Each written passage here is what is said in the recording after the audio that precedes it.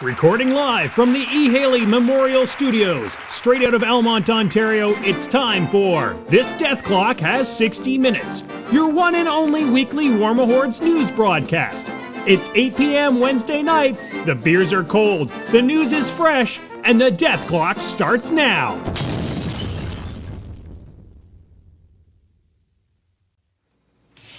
Good evening, everybody, and welcome to the Death Clock. So, guys, it's actually been 2 weeks since we last casted, unfortunately. I got to send our apologies out there to the people who have been tuning in regularly. We appreciate your regular tune-ins. We're sorry that we missed last week. That's the first one we've missed in a really long time. It is. Before we get started this evening, of course, I have to introduce everybody. To my right is no other than PG Semi-Auto Magic. Hello, boys. And to my left is no other than our one and only Maelstrom. Thanks, guys. Whose name is not only a noun, it is a verb. Our special guest this evening, we brought James Craig on. James is a bit of a well-known painter. James, tell us a bit about a few of the reasons why people think you're okay at painting. I got a P3 Grandmaster's Award for a diorama. I've got a couple other P3 coins in the cabinet there. And back in the day, I used to paint some stuff for a game that shall not be named, and I've got 11 or 12 demonic-shaped trophies and stuff back. Sweet. So, so tonight what we thought we'd talk about here on the cast, so once we get done the news, is we're going to talk a bit about, with all the new players starting and some of the old players starting new factions, what I thought we'd talk about tonight is not only just about the journeyman leagues that are going on and how to play a journeyman league, because there's always questions on how a journeyman league works. The second topic tonight will be mainly directed at James, but of course we'll have some stuff to say too about what are the first steps in designing a new army. You've got that new army in hand. You want to have the coolest base, the coolest color scheme, and you know, some basics on cleaning them up and that kind of stuff too. But let's talk about that tonight, and then we'll go in great depth. So if that's all you want to hear about, you can skip forward to about halfway through the cast, because that's when we'll get started on that topic. But to get started, we need to talk about the news. And there has been actually, it's nice. We've been reporting nonstop about Mark III and Mark III coming for the last, 3 months. Yeah. And just in anticipation. And finally, we're past that point. If you want to hear more about our thoughts on Mark III since release, you can go back to the last two casts where we've gone into great depth on that. And now we're back into our normal news cycle, which means we have just, a few news items to talk about. The first news item that I thought we'd discuss tonight is our first Battlebox games. So let's hit James up right away. James, have you managed to get your Battleboxes out on the table, your Mark III games under your belt? Have you tried them out? Have you tried out Mark III yet? What do you think? I've tried out Mark III. I haven't tried my Battleboxes yet. I've been assembling them the last couple of days. I've just been playing with some of the models that I've got. Loving Mark III. Absolutely love it. What's sort of your favorite part so far about your Mark III experience? I think for me, it's the free focus for Warjacks. And just being able to play battle groups that have more big stuff in them. Yeah. Feels good. We finally get to use our big stompy robots and be super happy about it.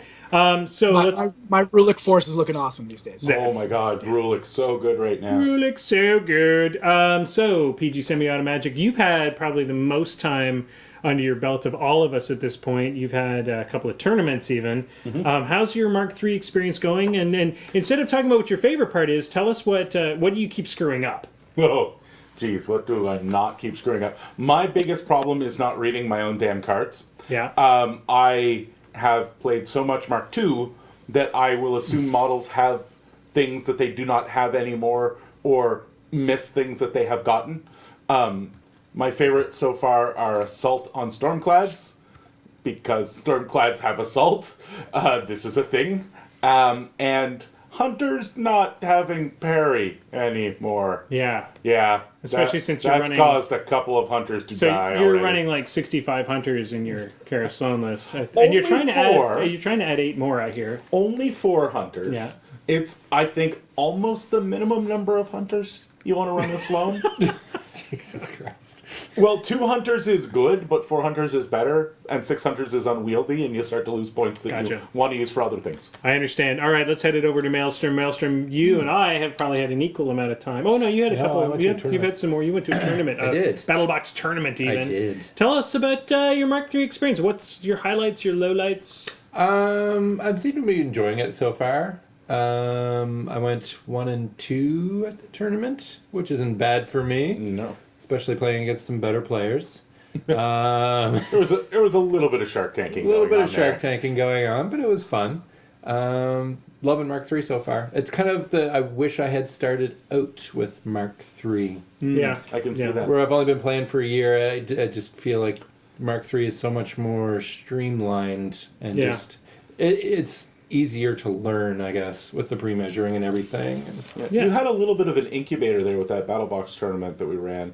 Which do you think was your hardest matchup? Like, what Battlebox gave you the most problems as a Legion player? The circle one gave me the most problems, but that might have just been the player. The guy I was Oh, playing okay. with was an extremely talented guy. Okay. He knew exactly what he was doing, so top of 2, I was done. Okay. We played 2 more games just to fill time. Before you knew it, Jason's shirt was Yeah. off. It was- yeah. I was sweating. It It was was weird. just disgusting. I, on the other hand, have had 2 games of Cephalix with full Mark III rules, and I can't say enough about how amazing that experience has been. Though Yeah. my armies are so super legit, it's ridiculous. Yeah. And the nice thing is there's really been very few changes, except for the better for Cephalix. I mean, there's been a few things that kind of suck, like losing Sackpawn, but yeah, I'm loving it. Absolutely loving the Cephalix. As far as my Battlebox games, I opted to play Journeyman through using trolls. And I've heard from better players than I that the troll Battlebox is super legit, and I believe it won the tournament that you guys were at. But I am literally sucking the big one at it. I have lost every single Literally. game I've played with it. Like and not like kind of lost it, Just like tanked just it? been like, so all my stuff is dead and all your stuff is alive, and What happened? how do I even deliver this crap? So feel free to send me all of your Your troll tech? to tell me how to master this battle box. Not that I'll be playing. I think once I can add a heavy into this list, it'll be a totally different thing. Yeah, so next Monday. Yeah, Yeah. next Monday. But anyway, so moving right along from that, the biggest piece of news this week, I think the biggest piece of discussion and the most sort of bitter argument, especially after today's PP Insider, there was a bit more hurt people, is there was a ruling on gang and flank. It's still up in the air. There was an infernal ruling, but they're looking at it. So it may get re-ruled. Well, there wasn't really a ruling. It's just as intended. Yeah, What they, as what they said intended. was they didn't say there was any ruling. They just literally said this is how this is. And basically, it's not a corner case scenario, but the scenario is that if you knock down somebody, they are no longer engaging. Therefore, you no longer get your gang and flank bonus, which is to damage, which kind of sucked for. There's a few things in the game that kind of rely on knocking you down and getting flank in order to get that damage high enough to actually do anything. So there's a lot of shouting of invalidated models and. Well, there are some corner cases that I'm not sure how they missed. Well, I do know how they're missed because some of those models are very seldom played.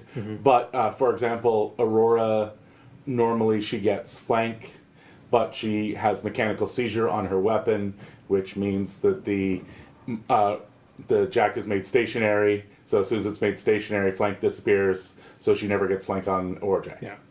So the question is, I guess, and we'll put this out to all three of us. I expect this to be taken care of. I expect that you will get your flanks back. I don't see why you wouldn't. Yeah. There are arguments saying that it's too powerful. There are arguments saying that if you don't give it back to us, it's not we're not powerful, and there's models that just can't do anything. I think there might be a little bit of little chicken syndrome going on. Sky's falling. I think there will be multiple changes I think the rule will stand as it is, and there will be multiple changes to fix the weird interactions. Right. Okay. So something like the card that just says they've probably run the numbers and tested it enough to know that if the model is knocked down, you shouldn't be getting that bonus. Yeah. Because it will stack too quickly on some things. But I think there are enough weird interactions that they're going to have to go through and say. Yeah. In this case, you still get your bonus. Well, not necessarily you still get it, but I can see the mechanical seizure changing to disrupted. Right. Okay. Right. So instead of it knocking out everything, it just disrupts the jack. Stuff like that. Yep. So that that interaction is still there. Like flank still exists and still is working as intended, but suddenly it's not hugely powerful. All right, so let's move right along. There has been multiple complaints as thousands of people finally get their hands on Battleboxes. And of course, the one thing is we're talking about under a microscope, there are a lot of complaints. Yes. In the grand scheme of things, with however many Battleboxes went out to the public, there aren't that many complaints. Yeah, so we are seeing... About what is the complaints about? Yeah, we're seeing a very interesting thing here that I deal with every day in my day job, because I am in the IT industry, and I do a lot of tech support for people. And the problem is, only people with a problem make a noise. Yeah. Yeah. So as far as I'm concerned, computers are these shitty things that nobody can get to work, and they're breaking down all the time. But I don't hear from the millions of people who it's working absolutely perfectly for. All right, so here's the problem: is if there are some cases of some of the privateer plastics, the new plastics coming and arriving to people with lack of detail or really, really, really terrible flaws in them. There are some easy explanations for this that we could make. I would say because the battle boxes are cheaper, they're being produced faster. All of these things could mean that there's a little bit less of a quality control going on. Well, here's the other thing. They sold out completely. Yeah. So this means that every single piece of plastic they could find, no matter how farked up, probably got put in a box so that somebody could at least have something to open. So let's send this out to James. I guess, James, if you get a box with some flaws... Let's say, other than maybe like one that has total lack of detail because you can't fix that, sending it out to sort of the master, if you've got some really bad sprue lines, that kind of stuff, is there a solution for that? There's a few different things. I've opened 3 boxes so far. My Legion box, 4 actually, sorry. I've opened 2 Legion boxes, mine and my buddy Eric's, and they were almost flawless. They were some of the nicest plastics I've ever seen from Privateer. The mold lines were not there. They were so good. I opened a Ret box. It was clean. It was solid. It was as expected. A few mold lines to clean up. Opened the Kador box. A couple of problems. Some of the armor plates had these weird ridge lines in them where it looked like almost like a mold slippage. But just really, really harsh on the legs of the jacks. So what I've done is I've actually, for that one, I ground down the legs using a knife and a file, and I just used a little bit of plasticard to make new shin pads for them, I guess those things are. As far as cleaning up mold lines in general, I mean, the plastics are pretty resilient. They're really not that hard to clean. Knives and files, and there's a really cool article I was reading last week about a guy who cleans up resin using little bits of steel wool in a Dremel tool. So it spins the steel wool quickly, and I'm going to give that a try too. I think it'll probably work really, really well on these plastics too. Yeah. And secondly, I think, you and I both know this, and G could speak to it too. But the easiest thing to do is if you're really upset about your plastic, if you're really upset about your model, you can submit a report to PP. They are amazing at replacing. So good. Yeah. Oh, yeah. Free. It shows up in the mail a few weeks later. They often make a joke about it. Sometimes they'll send you extra parts if they screw up. For example, just how good these guys are at it and how quickly they send you out a new part. One of the people in our meta got a Forsaken. Mm-hmm. Forsaken has this weird tail that comes up off the back and lands on the head. Mm-hmm. So he put in a parts order for a missing horn off of the Forsaken's head. He took a picture and added it as part of his parts order and sent it off. PP sent him out a new blister for a brand new Forsaken. The next day, he gets an email. They have bothered to take a look at the picture. They said they circled the part on the top of the tail and circled the hole where it goes on the top of it and said, this goes here. So you're not actually missing anything, but enjoy the second Forsaken. That's awesome. Thank you for calling. They don't. They are so That's worried amazing. about customer support that checking to see whether you have even bothered to submit the right thing is sort of a secondary thing for them. It's like, we need to get this out to someone because there's someone who bought a model to play tomorrow and can't play with it. Yeah, I got mine within a week. It's And we're not- in we're in Ottawa, Canada, yeah, exactly. in Canada, Yeah. and they're in Seattle. So that's the thing, guys. If you have a problem with your models, we are fanboys, so we're always going to support this company. But remember, go to the Privateer Press website, submit that. Don't just complain on the internet. There's no need for it. I mean, yes, you can complain on the internet. That's what we But do. do something about it Yeah, first. don't just sit there and look at like, I'm so angry. Moving right along. Just one more. Hang on. I want to throw out something else there too for people that are actively trying to fix their models. Two things you might not think of or might not know about. One thing that often gets scraped off of plastic models are rivets, right? Yes. If you've got a pin vise and you've got a Brita water filter, you've got a lifetime supply of rivets. Don't use a used one because they'll be all wet and sticky inside. But crack open one of those $3 water filters and you'll have enough rivet heads for the rest of your life. Oh, Just really? drill a little divot into an armor plate with the end of your drill. It doesn't have to go deep. Drop a super glue there. Pick the right size because it comes with all kinds of different size little spheres inside of the water filter. Pick one of those spheres and just add it. It'll add rivets all day long. Oh, that's a great tip. Yeah, that's a good amazing. one. Something else too is if you find that you've scarred up your surfaces real bad. If you've had to take a chunk out of something or something weird has happened, there are two products that you can use to fix that too. One's called Mr. Surfacer, and it comes in a couple of different grades, 2,000, 3,000. Model tank builders and stuff use this all the time. You basically paint it on with an old brush. It'll ruin whatever brush you use. Use an old one. And then you can sand it. You can sand it back down smooth, and you'll never see it. Nice. Another product that can do that too is Epoxy Sculpt, which is my favorite sculpting putty for a lot of things. When you first mix it, it's real soft. You can then you can add water to it and turn it into a paste. Use that to fill dents, divots, imperfections in the surface, and again, once it's dry, completely sandable. So you can wet sand that down to a perfect surface. You'd never know that there was anything wrong. That's awesome. There we go. Tips from the maestro. I knew we brought him on here for a reason. There was a reason. It wasn't just his looks. All right, so there has been some errata that's hit. We're not going to go into great detail with that errata because we've...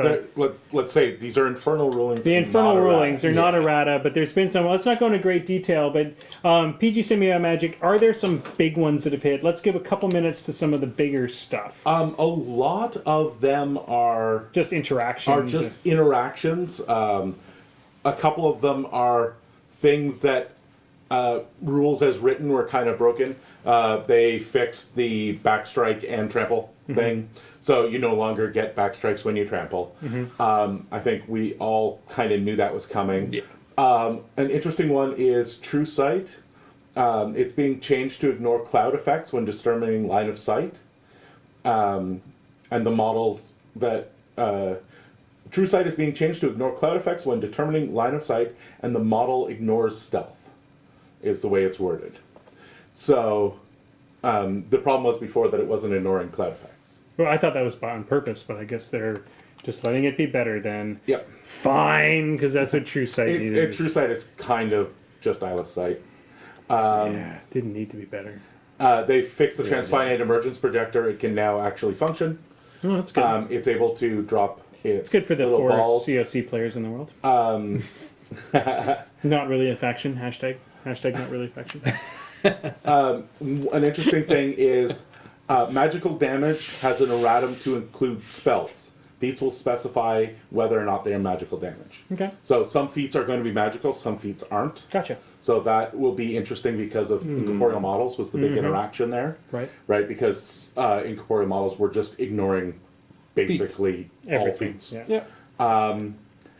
Galliant can't accumulate from himself. That's right, because he is a Morrowind model. Because he's a Morrowind model. Yeah. There's an errata to remove Sturdy from the Wolf Guardian. Oh, interesting. Yeah. That kind of sucks. Obviously, we've already talked about. They fixed it so you can now charge a knockdown or stationary model. Yes. That was kind of a big one. Yeah.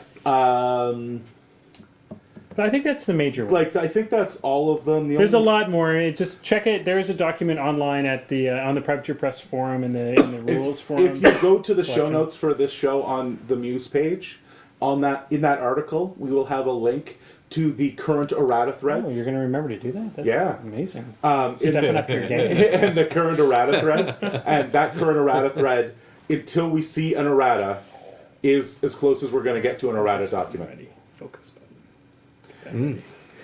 Okay, well, I mean, I think what this is acknowledging is that Privateer Press is active in the game. They're ready to rock, and they're getting ready to change the rules. Now, before we get into talking about getting ready for your new battle boxes tonight, we're going to do a little focus. So we haven't done this in a while because we've been waiting for Mark III, and we didn't want to waste a lot of time talking about rules that we're going to change. We're just going to disappear. So for our introduction to getting focused back into the game, what we're going to talk about is Journeyman Leagues. I think all four of us here have participated in a Journeyman League. I'm sure a couple of us here may have won Journeyman Leagues by painting alone. I'm just throwing that out there. But Trent isn't here. So what a Journeyman League is its original intent was to get an introductory course for new players, so to speak. Yeah, it's the official Slow Grow League. Yeah. And the idea originally, it's gestated, but originally the idea was new players get to be part of something, they get to be introduced to the game slowly. They shouldn't be thrown into a Shark Tank early on because everybody's playing low points, blah, blah, blah, blah, blah. However, it's kind of changed. Only a little. Like, the intent is still there. But we all love playing Journeyman Leagues. Everybody loves playing Journeyman Leagues because there's not a one of us that doesn't want... That hasn't had the grass is greener problem. Mm-hmm. Where we look at another faction and we say to ourselves, oh, that faction's really cool. I'd really like to play, Durgan Madhammer, or I've always wanted to see what it would be like to play Butcher or something. Mm-hmm. And so you get in on the Journeyman League and you build your exactly one army that you are going to build out of that faction. And then you go off to the races. Now, I've just mentioned two casters that aren't actually in the Journeyman League anymore. Yeah, so that won't really help you, but there are a lot of casters. All the battle boxes are in there. Okay, well, let's start, before you get into what's in there, let's talk about how a Journeyman League works. So the basics are that over the course of 6 weeks, you take part in a slow grow league. Mm-hmm. What is a slow grow league, PG Semi-Automagic? Slow grow league is just as it sounds. So you do a set of battles, and the amount of points you play in each battle slightly increases each time up to a maximum. In the case of the Journeyman League, the time period is a week. Yeah, so every week you play at a certain point level, and you try to get in as many games as you possibly can. And for each game you win, you get a point towards getting a big award, or a special award at the end. Yeah. And that's basically it. So it goes from 0 to 75 points over the course of 6 weeks. And the idea being that a new player, or even a veteran player, can slowly work his way through a beginning army up to a normal competitive style army. So let's go kind of around the table here. Let's talk a bit about how you get the different awards. I'm going to assume, Jason, you've read through the document at this point. You know that there are 3 different awards, correct? Sure. Okay, so I do send out these show notes for a reason. One of these days, you should You're read actually those. in the Journeyman League. Yeah, and you're in the Journeyman League. No, I'm not. Oh, you're not? He's No. skipped the Journeyman I League. skipped the Journeyman League this time. because he's waiting for badges from Badges? the last Yeah. Journeyman Badges. from like a year ago. Somebody If who, only we had a PG Gee, who was in charge of that kind of who we thing saw. for us. I think it's just. It must be that we don't see It must a be. PG regularly, Yeah. but he can't give us the badges. That would. Anyway, we had to give you a hard time about that one. All right, so there are 3 awards that you can get. There's the Destroyer Award, the Creator Award, and the Journeyman Award. So let's start with the Destroyer Award. Is a lot. It used to be that it was whoever got the most points total over and you could get some by winning and losing points total at the end of the Journeyman League. Now it's changed. What is the change? James, did you get a chance to read through the document? Yeah, a little bit. So what is the change between the way that we used to do points in the Journeyman League and the new version of the points? There's a few differences. One is that there's not as many auto points for just hitting targets as I paint 1, I paint 2, I paint 3. Instead, a lot of it comes down to having a chance to play, and a lot more of it has to do with really honestly just showing up. Yeah, it's kind of participation Yeah. awards. We're heading back to high school here. We're getting pinned the ribbon for being part of the event. But there is, so other than the participation, which means every week you play, you get a chevron, basically. Well, the chevrons are something different than the Destroyer Award. You got to remember, for the Destroyer Award, you're getting points in a couple of different ways. You can either be the guy who has won the most games that week, Yeah. or you can also get Destroyer points for painting at least one model a week. Right. And it's the person with the most Destroyer points at the end of the entire event that is going to get that award. So there's still a benefit for the guy who played really good. Exactly. The gooder player. The gooder player, not someone who The played creator, well. the creator award, though, which is the replacement for the most points painted. This See, is a bit that's, different. That's the thing. It's not actually. The Destroyer Award is actually the same as the most painted and the most games played award. Yeah, I see. So if you just paint your ass off, well, but it's Yeah, only if one. you You only have to paint one model a week, if, though, if and you, that's if one you want to point. max out your points, you have to paint one model a week. Yeah. So everybody gets their, say, 6 points if Yeah. they paint at least one model a week. Right. And then the guy who won the most games is going to get the extra point each week. Right. So if you want to be the guy with, maximum of 12 points, then you have to be the most wins Yeah. and paint a model. Paint regularly. Yeah, that's the big thing, because it so- used to be you could just paint your way, or you could play your way to getting that. So for new players, just play, paint a model, Paint a week, model a week and play. and get yourself to 75 points. Play as many weeks as you can. You get all your chevrons. You get a chevron for every week you Yeah. play. So if you play more than 4 weeks, you'll get the max of chevrons. Yeah. And they're little sticker patches that can go on your battle Yeah. bags or on whatever it is that you keep your models in. The Creator Award has changed that now is a Best Painted Award, which Yeah. is voted by.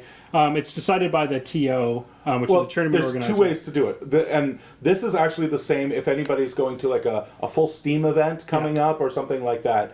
The Creator Award, the Journeyman Award are both done the same way. It's either the event organizer or the tournament organizer picks, which I would never do because I don't want to be that guy. Or you do, yeah. Well, too. see, that's kind of your job. You're good at this. I am an event organizer. I don't have to be good at painting. So what I do is I make them do it. Right, so it goes to it's popular vote. You do a popular vote. So, and the same for the Journeyman Award, which is Best Sport. Yeah. So I've seen there has been other games in the past where at the end of each of your games you check off whether the person was a good sport or whatever, and that's a way around coming up with a popular vote. The way they specifically say to do it in all the Privateer press documents is a blind vote. It's Okay. not on So your just everybody not puts on in the your name sheets. of the guy that they Yeah. had the most fun playing with or whatever. Yeah, exactly. So there it is, guys. That's the Journeyman League. It's pretty simple. Just take part. Talk to your tournament organizer or privateer press ganger in your area. Get one running at your local store. You just have to order what the if badges. I don't have a battle box? Then there are alternate battle boxes that you can use, one for each and every faction. And we're not going to go through that. No, we're not going to go through them, but it's worth pointing out that Yeah. if you don't have a battle box at the store, like if you can't Yeah. buy one, Yeah. there is a battle box for you. Yeah, you just can put together the models that you wanted. There are alternate battle boxes, so to speak, and you can check those out. You can find out more about that at the Privateer Press website. So get one going. Journeyman Leagues are a lot of fun, as long as the TO manages to remember to give you the badges at the end of it. I'm Otherwise, going to throw one more thing in there too. Yep. I'm not wearing my black shirt tonight, but I'm an event organizer as well. And my thoughts on the Creator Award is that depending on who my particular audience is at that point, if I'm playing with a lot of genuinely new people, I'm probably looking at making it best figure or best unit. Whereas if I'm playing with players who have been around, who may already have units, or who are, really going to be hardcore into this, I'm looking at unit or army for my award. Right. Being able to scale that for the audience that I have. Well, I think they've given us the freedom to do that in this document Absolutely. too, so that's kind of cool. Absolutely. All right, so moving right along, it is time to talk a bit about. We're going to do our little roundtable. We haven't done a roundtable in a while. Oh, we always do roundtable. What the hell am I talking about? So basically, if you haven't tuned into the show before, the roundtable is pretty simple. We just bring in our special guest. We tune the topic to his knowledge, his or her knowledge. And tonight, what we're going to talk about is literally getting started.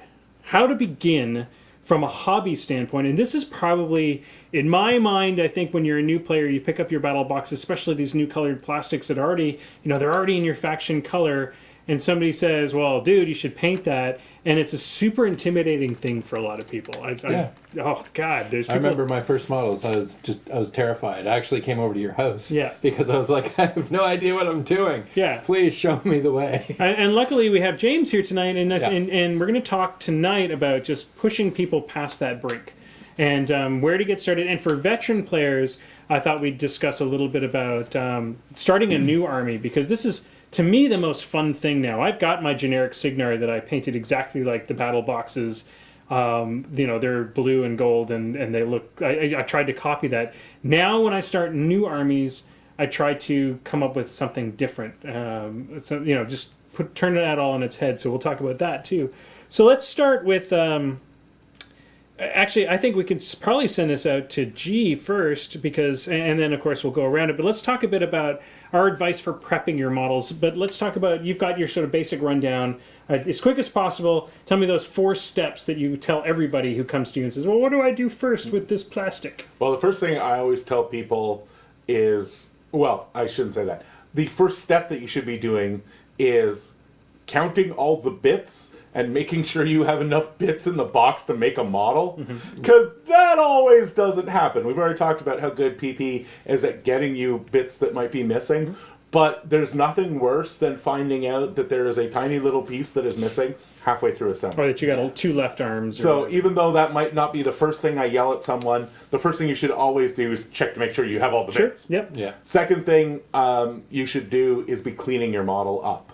So you want to cut off any bits of sprue, clean up mold lines with a file and just a knife, all that kind of fun stuff. After that, a quick bath in soapy water will get rid of the residue from the mold. There's just a making little bit of process. dish detergent, like not too much dish detergent I in use soapy 2 water. bowls, Yep. a little bit of warm water, because otherwise your fingers are going to be so cold at the end of this, and dish detergent, and then another one of clean water. And I have an old toothbrush that I use, and you just take the model, scrub it down, dump it in the clean water, and then I put it out onto paper towel to soak up the water and dry.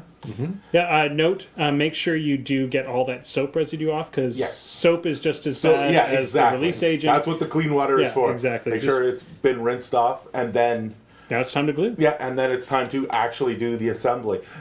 Now, when you said what's the first thing you tell people, the first thing I always tell people is wash your damn models. Yeah. Because half of people skip that step. Yeah. And it is so, the paint sticks better, the glue sticks better. It is just 1,000 times Better. Now, one thing to ask James, is it as important with the plastics to do the washing as it is with the metals? Because metals have always had that sort of slightly greasy feel when I take them out of the box, but plastics don't seem to be like that. They don't seem to have that sort of greasiness on them. Yeah, to be perfectly honest, depends on what you're using for primer. Okay.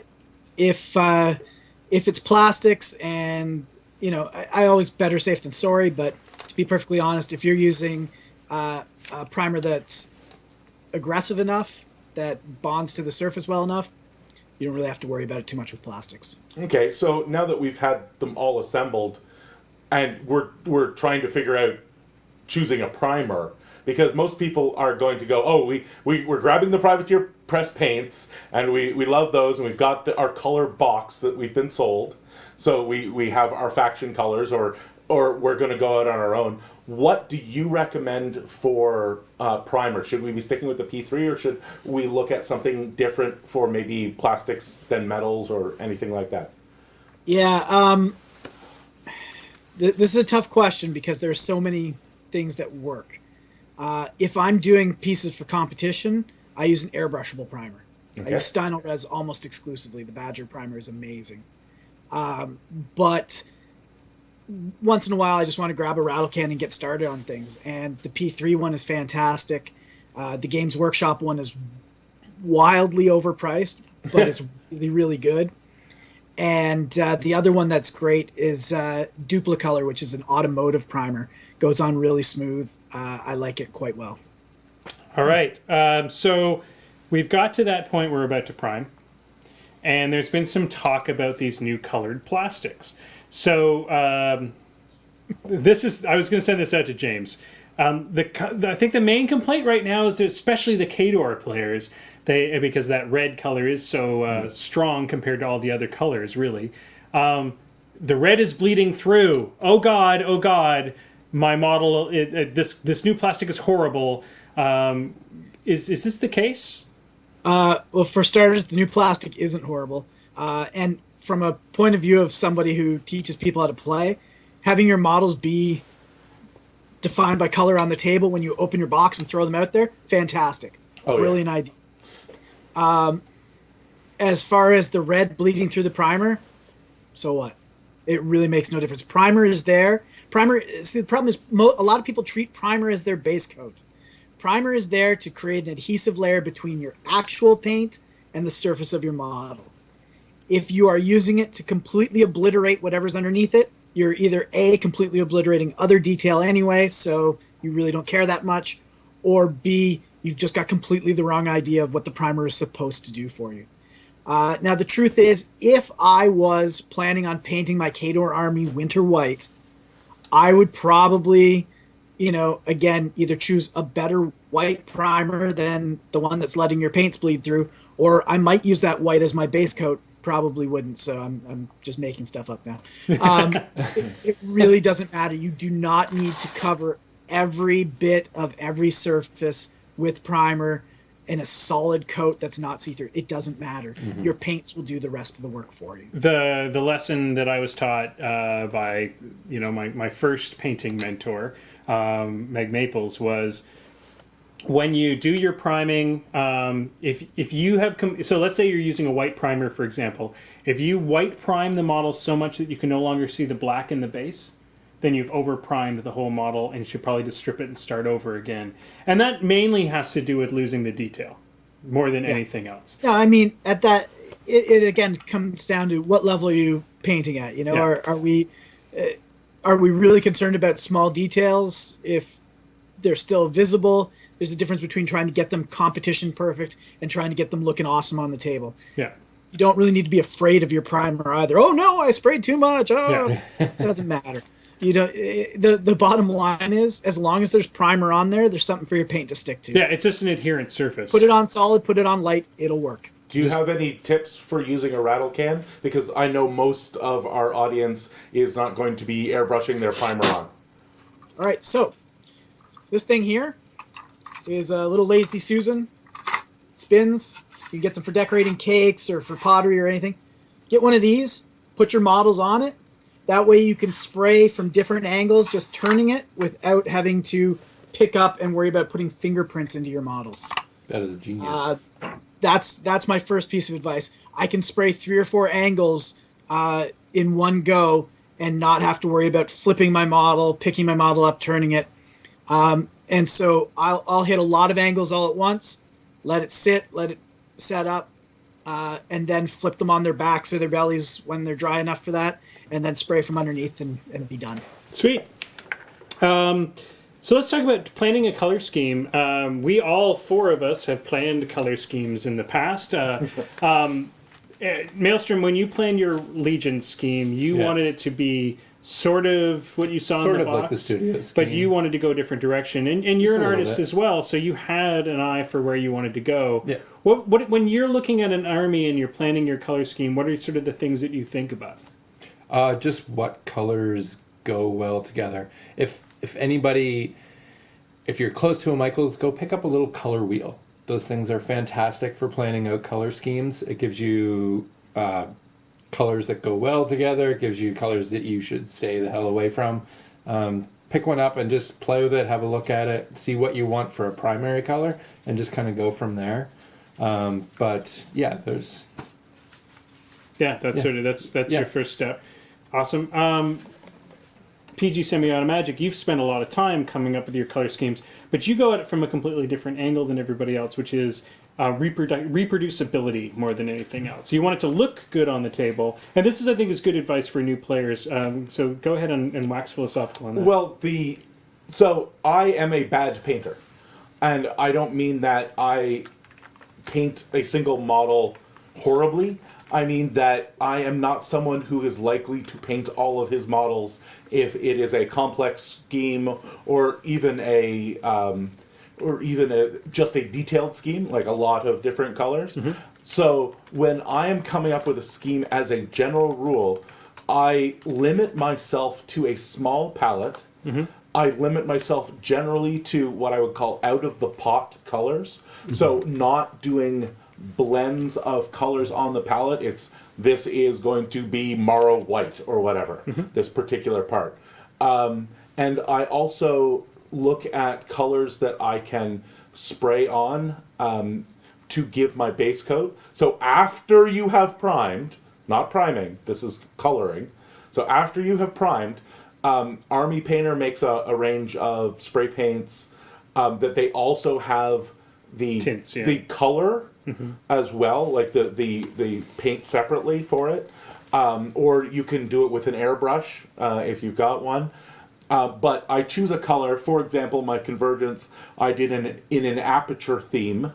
So like the aperture science stuff in Portal, it's all this very, very stark white with very stark highlights, and it gives us 2 colors, the blue and the orange, to play with. Yep. And by limiting my palette to metal, white, black, blue, and orange, I have a very, very effective scheme on the table that looks very cohesive, but it means that I have 5 pots of paint in front of me, and I don't really have to worry about it. Yeah, and you can pump out 30 models in a night. In a army where I had to do 40 models for Axis Theme Force, I could actually do that where I normally wouldn't be able to. Now, I will let everybody know this about that right now. This is only for tabletop. Do not think that you're going to get nice looking competition models or even what I would call 3-foot models. They are not models that bear scrutiny, shall we say. And one of the things I am trying to get better at is picking a color scheme. At least this is what I'm doing currently. I'm going to pick a color scheme that that is very different than what I normally do. It's going to be one with colors that I'm bad at doing. And it's one that will be a little bit more complex because for this army that I'm starting now, I want to try and push myself. Yeah, I already have playable armies. Super That's not important the to push issue. yourself at the same It's now time. So that moves us to a get it a perfect little push. segue into. So now you've done your simple army. You've done what a lot of us do, which is copy the battle box.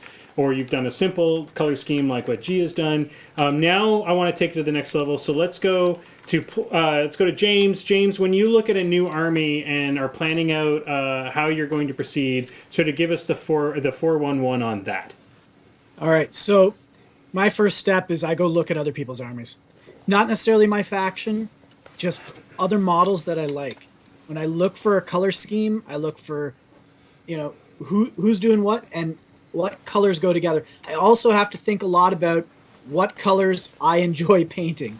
Because if I'm going to be doing that color over and over again, it's got to be paints that I'm comfortable with already.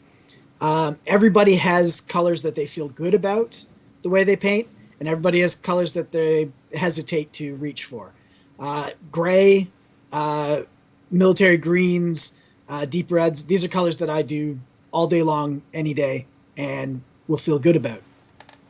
Reaching for something in the blues range, I don't paint with a lot of blue because my preference is not to. So now I'm doing trolls.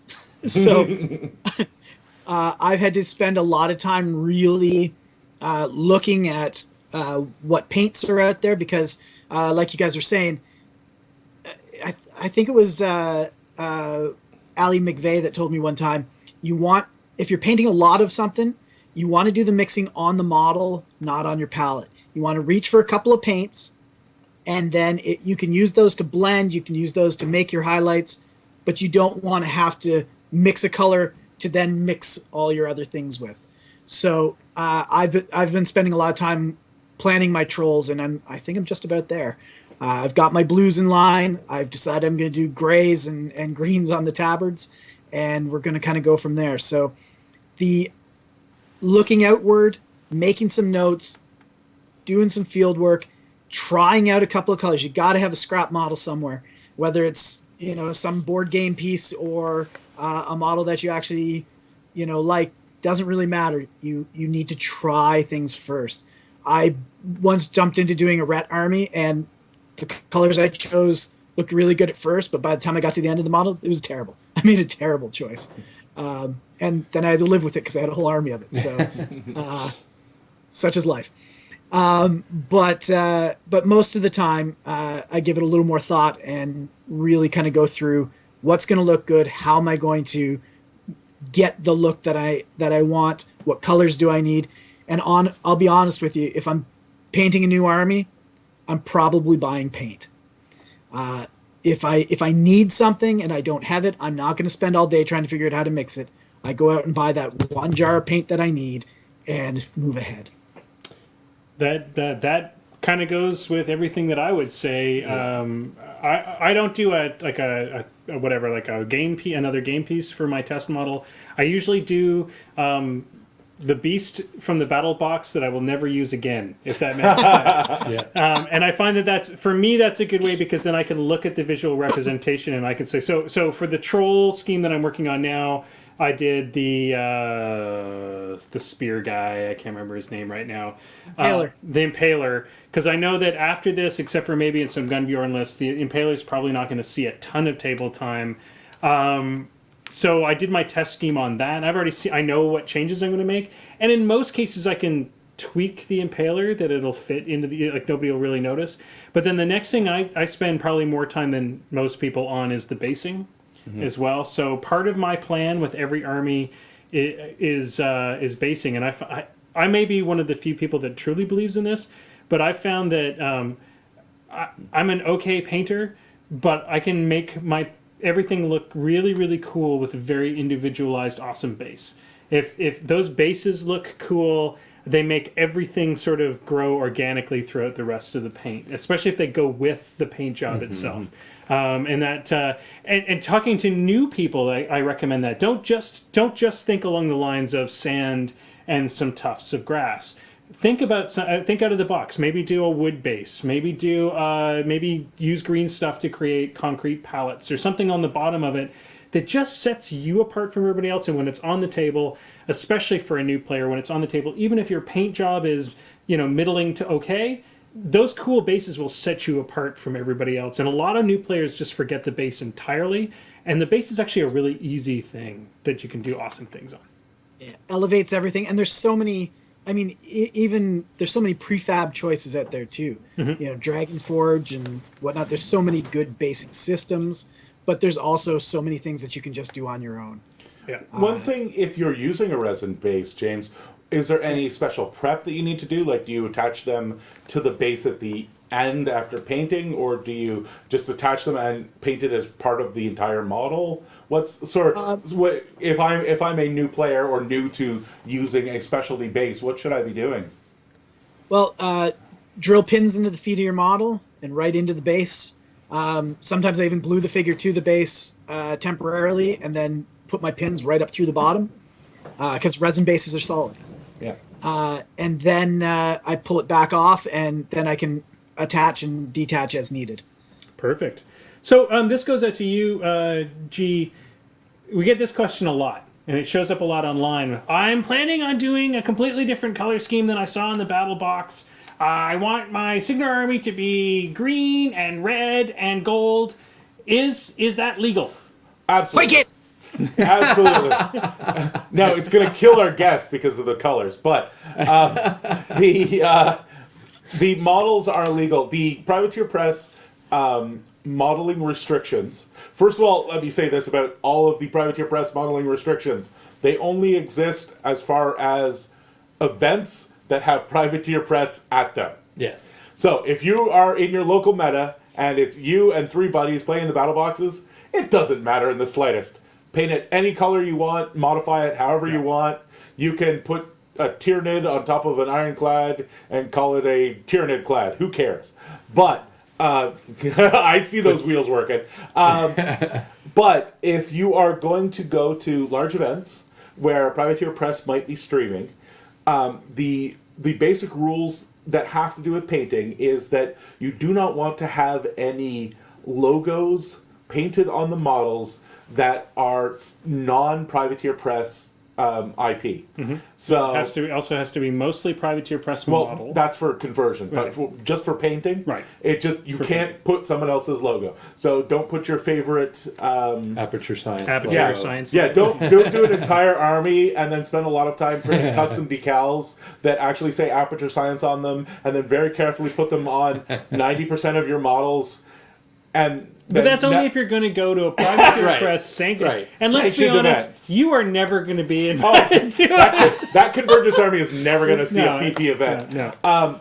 Well, maybe For someday. now, but for by that time, conversions, you you're can right. probably something else. There are a couple more rules. It has to be mostly Privateer Press stuff. It has to have the iconic weapons of that particular model. So if the model has a great big sword and a shield, it has to still have a great big sword and a shield.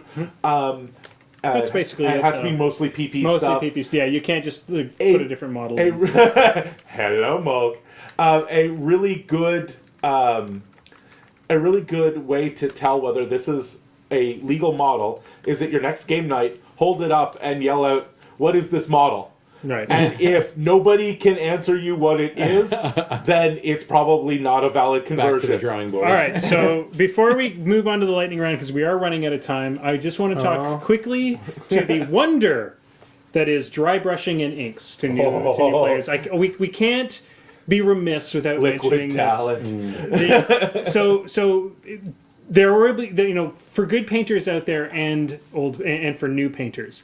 The funny thing is that, and James and I think we were just talking about this the other day, is there are certain techniques that we all end up going back to from time to time. No matter how good you are, you're still going to resort to grabbing Agrex Earthshade from time to time.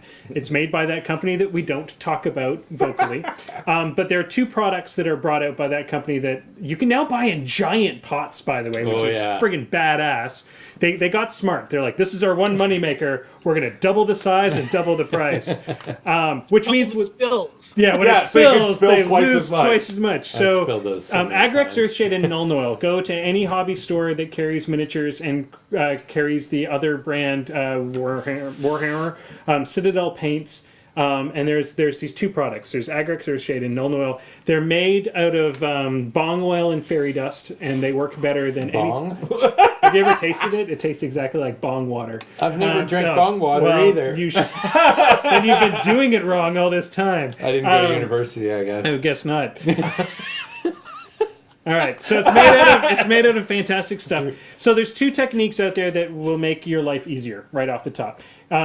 The basic technique is do your basic paint. Go over your whole model, paint it the colors you like. Paint your armor up. Well, actually, if you're going to dry brush, don't paint your armor up yet. But put the basic colors on that you like and leave your armor black. Then what you do is you dip your brush into your silver or gold or whatever metallic you like, and then take a paper towel and dry that brush off as much as you possibly can. Use a crappy brush. Don't use your really, really, really expensive brush that you bought as your first brush, because it's going to get destroyed in this process. Oops. And then it's really hard to... There's a million tutorials online. You can see what it looks like, but you're basically just kind of whipping the brush across the model. You just beat up your model with the brush. Beat up the model with the brush, and what happens is that the silver or gold is left only behind on sort of the highest points of the model.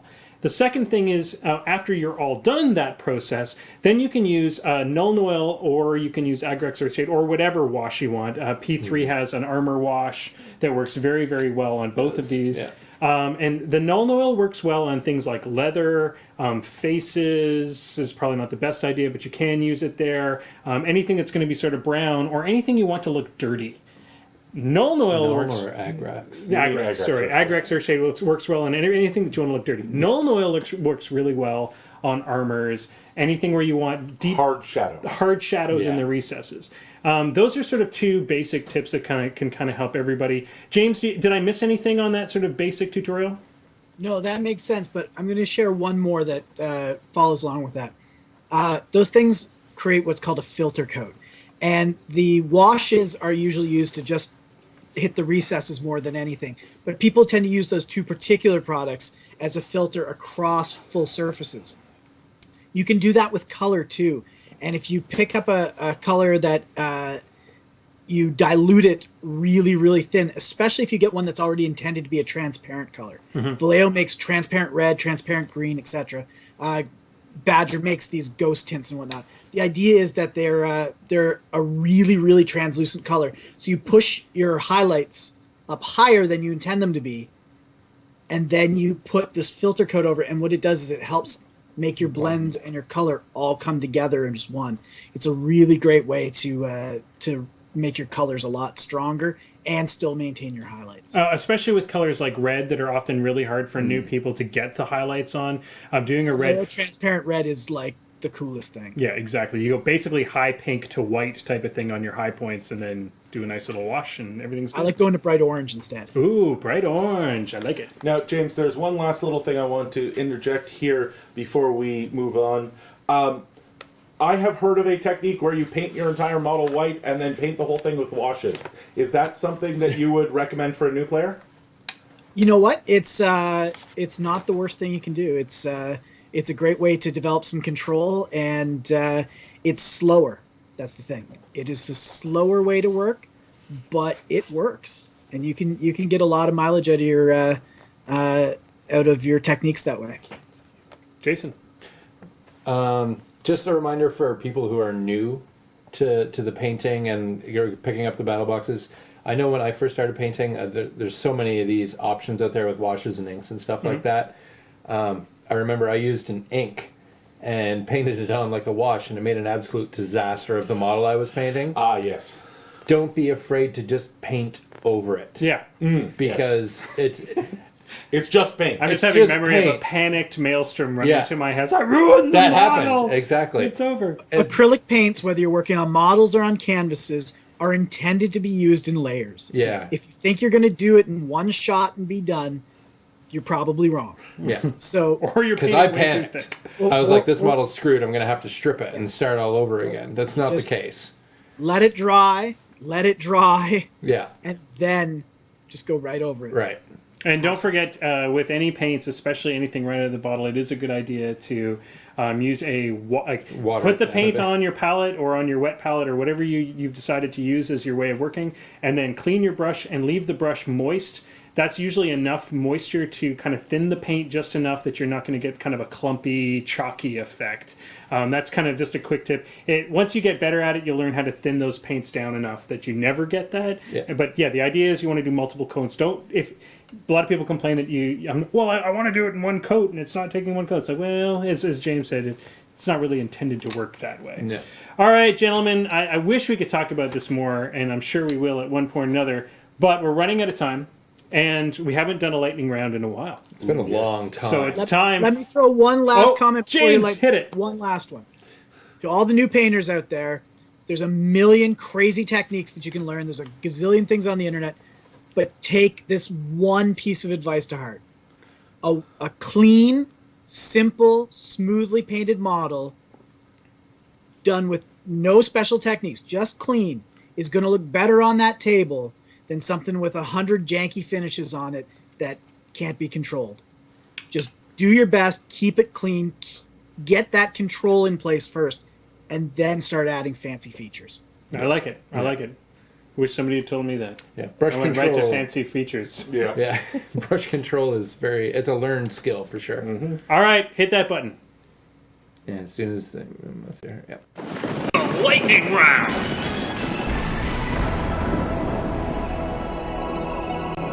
All right, the lightning round is 10 of the most difficult questions in all of War Machine. Today, I should probably open up before I move my iPad too far. I need the minty fresh question. So let me pull that up too, just so I've got it. All right, gentlemen, first question. What does the goblin... Oh, you guys know how to play. You go, to answer the question. You've done Well, this it has before. been a while. It's been a while. It's been a while since I gave the rules. Yeah. Secondly, if you're playing online, just try to answer as fast as you can. Maelstrom will claim a winner at the end, because he can scroll up. All right. That's right. Question number 1. What does the Goblin Tinker's mechanically adept power allow him to do? G. Repair battle engines. No. Oh. It allows him to target non-faction models with repair. All right, question number 2. A backstrike gives what bonus? Maelstrom. +2 to attack rolls. +2 to attack rolls. Very good. Question number 3. What are the three special rules you can choose from on Lilith 1's Hellsinger? I used to know. Now it's Mark III. I can't remember them. I'll take a shot at it. Take a shot. I'm going to say Snipe is on there. I'm going to say Blood Lure's on there. And I'm going to say Witchmark is on there. Oh, I'm going to give you 2 points. Yeah. You missed Inflict Pain. But you get 2 points for Blood Lure and Witchmark. Very, very good. Question number 4. What does Parry do? Maelstrom. Lets you ignore free strikes. It does let you ignore free strikes. It's not on Hunters. Yeah, very good. So you don't care about it anymore. That's what you're trying to It's say. gone. Stupid rule. All right, question number 5. What is the POW of the homing rip spike on a prime conflux? Interesting. I'm going to say it's an 11 It is an 11. Very good. because it's the same as the homing rip spike. Done and done. Question number 6. What is the distance on a throw? Distance on a throw. Oh, Maelstrom. Kicking James's ass D6? tonight, by the way. A D6? No. Half strength. Anybody else? It's half strength. Very good. You were strength. doing so well. You I answered was 2 doing pretty questions. This is Mark III is a whole new game for you. It is. It's a whole new war. all new war, yeah. Question number 7. What is the AOE on Gunbjorn's bazooka? James. 4. It's 3. Ah! It's 3. But you got in sound there. of regret in Will's. You got in there. It's 3. Question number 8. Well, no, he plays Gunbjorn. That's what the regret's from. Yeah. I prefer it to be 4. Until Mark III, nobody played Gunbjorn. Yes, true. Question number 8. What is the speed of a Kayazi assassin? Too damn fast. That was my answer. I'm going to say 7. It is 6, actually. It's not. It's that only bad. 6? It's only Wow. 6. I don't know whether they It's a changed slow that. assassin. They're not that fast. It feels They're just so fast. They're just pretty fast. Question number 9. This is a difficult one. I want you to think about this long and hard before you buzz. How does a Warcaster reactivate a Warjack? What are the rules for Reactivating. reactivating a Warjack? Anybody? Go for it. They have to be base to base with the Warjack, and they have to spend a focus. Oh my God, Maelstrom, you're kicking ass this evening. Woohoo! Wow. Which is true of all Warcasters except Convergence. Yeah. All right, so If it was a faction, we're now then- on to the Minty. Oh! I meant actual factions. How they It's like that, Mr. No Badge. I don't even know. What do the badges look like? I I hear. have no idea. All right. You'll Question- never find out. I have to find somebody with another PG. Yeah. Okay, guys. It's Minty Fresh question tonight. Minty has lined up a pretty hefty one for us, and of course, Ooh. it's of a topic that only Minty could truly love. He said that if you for every failure to list all the changes results in anyone trying having to buy Will a bear. A bear? No, that is not a typo, apparently. All right, no. so Jesus, I'm not even. you have to try. Yeah. So name all the changes on Lord Carver's card from Mark II to Mark III.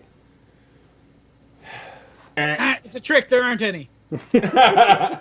There are. No, there are. Damn it. So there's a version number You owe in me the a upper bear. right-hand corner. There's a version number. That is the one, actually. portrait has gotten larger. That is two. What else? The font is different. Well, the font is different, Don't but I put don't the think S he in put that on there. Actually, he does. Specifically, the font size of the feet text became smaller. All right. So continuing. Oh my goodness. This is saving you. You're at 3 points. So Yeah, far. but we're getting down to like actual rules and stuff, which I have no idea about. Poor. Oh, he's now in the text above his stat block. He is now listed as Lord Carver 1. Yep, Yeah. that's in there. Yeah. His weapon now has This his range. melee weapon now has a range. Yep. Jesus Christ. What else is different? The copyright down in the bottom says 2016. All right, so the background colors have changed. The War Beast points went from +6 to +28.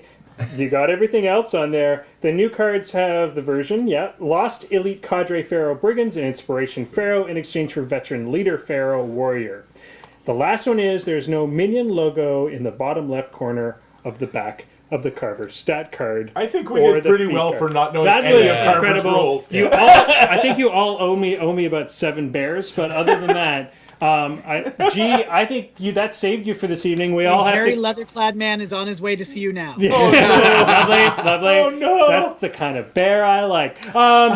So, unfortunately, Maelstrom, that was your best night ever. That was my You best almost night ever. won, I but then almost did. G managed to make a comeback pass by channeling Minty and getting awesome at this That's game. because I've seen him like twice in the last There you 3 go. days. There you go. So that is it. I'm gonna give the chat win to Rakajdi for mentioning the fact that it's War Beast points. There you now. go. Yeah, that's good.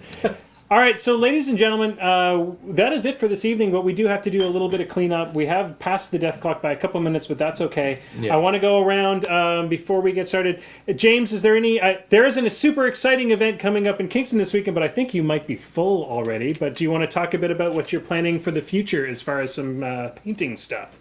Sure. I've kind of come out of retirement for doing painting seminars. Yay. Last few years, I've only done them at Gen Con. So Aggie got me to agree to do some in Kingston. She'll do that. So I'm doing one this Sunday, but as you said, it's full. But this was the first one. This one's for free. Shake off the rust, and then after this, I'm planning on doing another one late summer, early fall, and then we'll see after that. Something a little more in depth and topic specific. Maybe some real serious stuff about weathering. Sweet. Ooh, yeah. Ooh, that's something I actually... Can you make it so that I can go? I will endeavor to do so. Sweet, because I need to work on my weathering. So PG Semi-Automatics, we have like 6 billion events going on in the area, but give me some highlights. Actually, we're just pushing through the last of them. I'll just give you a little... We'll step back to the beginning of Mark 3, we had a midnight release for the battle boxes, and we did a tournament in the middle of the night. Yeah. And I want to send a huge shout out to the 24 people who showed Wow. up, Yeah. the 18 people who stayed for the battle box tournament, and the 12 that finished the night at 6 a.m. That's not the night anymore. That's just That's the morning, yeah. So that was amazing. We had an entire weekend of full Steam events. We had one at FDB on Friday, Fandom 2 on Saturday, Wizards Tower on Sunday, and Kessel Run. Monday night, we still had an 8-man full Steam event. The full Steam Redux weekend is upon us. On the 9th, which is just coming up, we have the full Steam Redux, so the second run of full Steam at Fandom 2. And then on the 10th, we are really happy to welcome Kobold's Corner back into the fold. Oh, yeah. And there's going to be a full Steam event there. After that, the next big tournament-style event is the end of July with the World Ender Invitational, the final World Ender Invitational. If you do not already have your ticket to the World Ender, you better get on our sponsor, the Wizards Tower's website, and register, because that is the last event where you can pick up a golden ticket. And we're going to try to be at the World Ender this year, try to do some announcing. We're still working out the logistics on that, mainly with my wife, to find out if she'll let me go. There is one event after that. In August, I have to pimp the Capital City Bloodbath. Yeah. If you like any type of small war dolly on a table, this is the event to go to. It is a 3-day event at the EY Center. It has Age of Sigmar, Fantasy 9th Edition, 40k X-Wing, War Machine and Hordes, They're still doing Armada. Armada, Guild Ball, I think, might even be Oh, it's there. got to be there. Like, the Guild Ball. everything. Is there going to be some painting competitions now? There is absolutely. I believe there are actually 3 different painting Oh, competitions dang. going on, and each one of those has a bunch of different categories. Sweet. So They there will convince is James to come out and, and there is an amazing amount of stuff going on, Awesome. and everybody should sign up.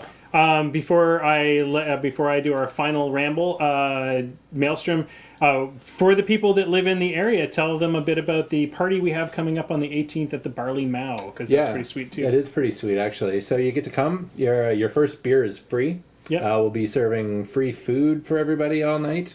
There'll be. I assume we're doing battle box games or probably smaller. Point Whatever. I games. think there'll be as many There's going to tables be. as we We're can shove going to in do around. at least 3 75-point tables, Nice. and we're going to try and get a bunch more battle box and stuff. Yeah. We're going to try and get some lights for the outside so that we can Yeah. expand out there. Yeah, it's going to be awesome. It's always a good time there. And we want to try to make it such a big crowd that the Barley Mow realizes, well, they already love us, Yeah. but we have to use Yeah. up some of that sweet sponsorship money that we Yeah. got. Yeah. So we're gonna spend and on you that's the Barley Mow on the 18th. That's in yeah, Almont, it's a Monday. Ontario, and anybody that can make it, come make it. Yeah, absolutely. I don't care if you're from You're- Toronto and you want to make the trip out. It'll be Moose first Machine will be there. 4 Your hours first of beer ridiculous. is free. The Yeah. first beer is free. And how often do you actually get free beer? Let's be Not honest. very often. All right, so I got to give out a final shout out to our friends at the Wizards Tower who make all of this particular podcast possible. If you are in Canada and you are looking for anything for Magic the Gathering or War Machine and Hordes, that is the best place to go. Just look at wizardstower.com, and you can see it up on the screen if you're watching the video.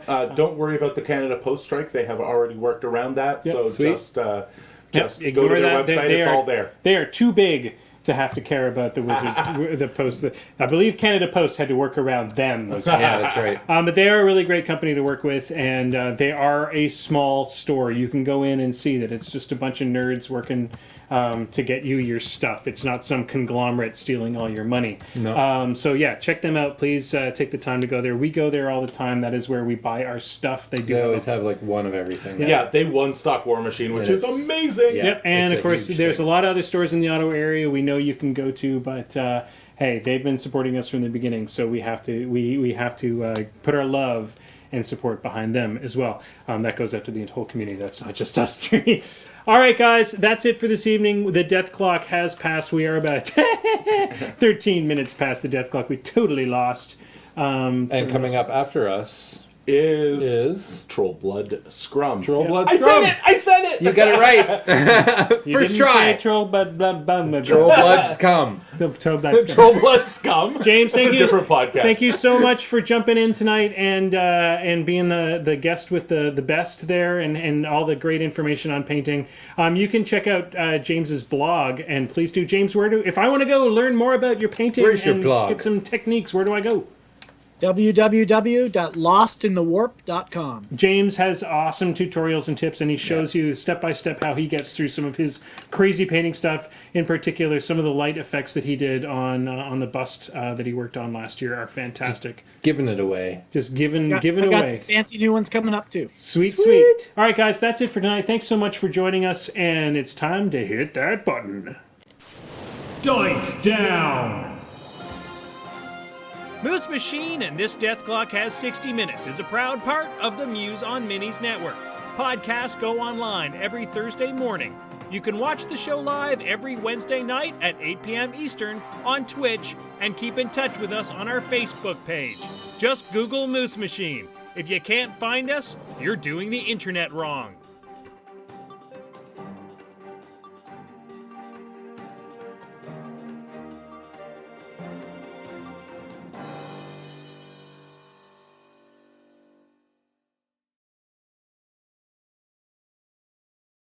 Tell your friends. Yep. Bye-bye. Bye-bye, everybody.